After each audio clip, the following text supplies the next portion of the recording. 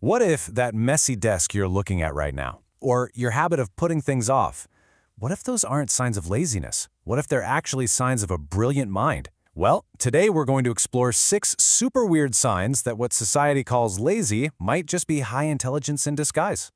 You've probably heard this a million times, right? From a parent, a teacher, somewhere. It's this old school idea, totally baked into our culture, that if you're not busy, you're basically asking for trouble. Idleness is bad, productivity is good.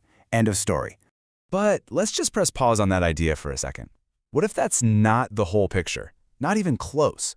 What if looking idle on the outside is just camouflage for a mind that's absolutely buzzing on the inside, processing, connecting ideas, and creating something new? Let's be honest. The word lazy is a heavy one. Nobody wants that label. Society sees it as a real character flaw, a lack of discipline, zero ambition. It's just loaded with all this negative baggage. But okay, here's where it gets really interesting. What if we've been looking at this completely backward? The idea we're diving into is that some of these so-called lazy habits aren't weaknesses at all. They're actually features of a brain that's wired for incredible efficiency. So let's get right to it. We're going to break down 6 specific signs that, look lazy on the surface, but might actually point to a seriously powerful intellect churning away underneath. Think of this as the evidence for a whole new way of looking at how we work. Okay, sign number 1 is what we're calling selective effort. Now, to most people, this just looks like someone who's trying to get out of doing hard work. But from an intelligence point of view, it's actually something much smarter: efficient energy allocation. You see, a really intelligent person just gets it. They instinctively know that not all tasks are worth the same amount of effort. So why would they burn up their best mental energy on stuff that has a tiny payoff?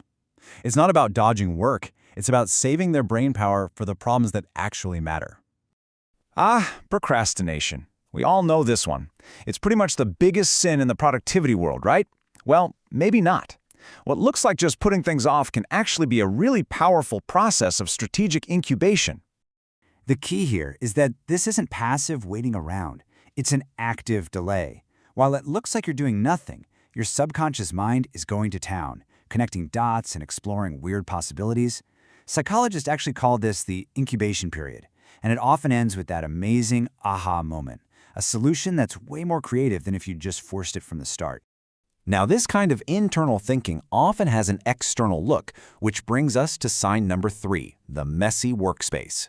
For years, we've been told clean desk, clear mind. But get this, a study from the University of Minnesota found that a messy, disorganized environment can actually be a huge catalyst for creativity.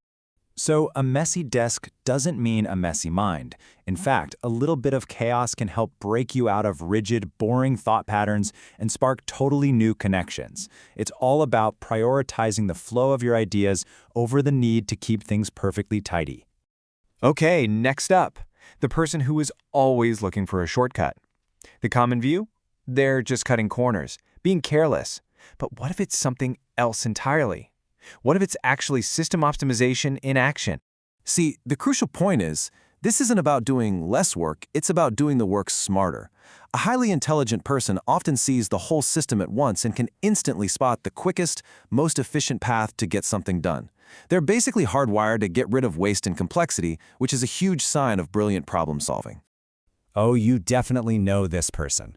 Maybe it's even you, the one who's just staring out the window in the middle of a meeting. It looks like they've totally checked out, but what might be happening in their head is some really deep internal problem solving.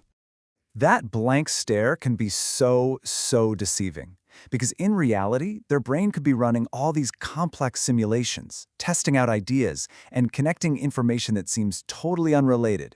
It's a kind of intense mental focus that just doesn't look like focus from the outside. And that brings us to our 6th and final sign: outsourcing tasks. The cynical take is, this person is just lazy, trying to get other people to do their work.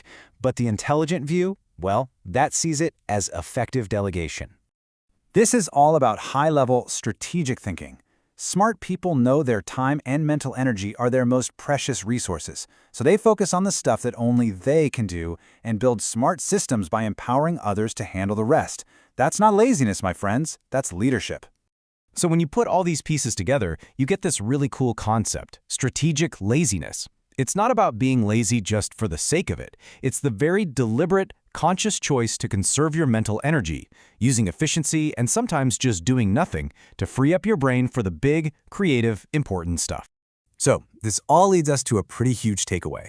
It might be time to start looking at these habits differently. Instead of seeing them as flaws in our character, maybe we should start thinking of them as features of how our minds work. And this is maybe the most powerful idea of all.